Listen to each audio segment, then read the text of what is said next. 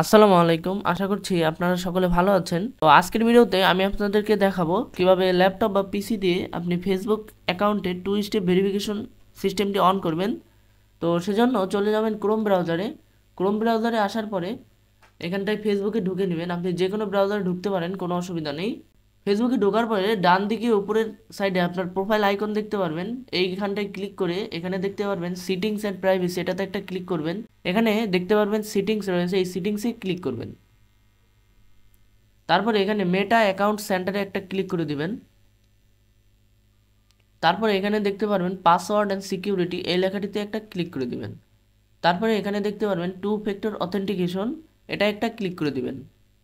তারপরে আমি যেহেতু ফেসবুকেরটা করছি, এখানে ফেসবুক অ্যাকাউন্টটি সিলেক্ট করবেন। তারপরে এই পেজে আসার পরে আপনারা দ্বিতীয়টি সিলেক্ট করবেন। এখানে লেখা দেখতে পারবেন টেক্সট মেসেজ, তো এটা টিকমার্ক করে দেন নেক্সট লেখাটিতে ক্লিক করে দিবেন।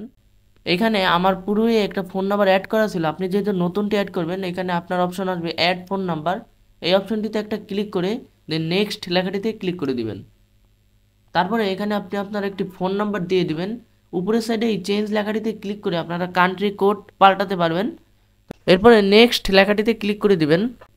তারপরে আপনার ওই নাম্বারে একটি ফোন কল যাবে, সেই কলের মাধ্যমে একটি ওটিপি কোড পাবেন, সেই ওটিপি কোডটা এখানে দিয়ে দিবেন।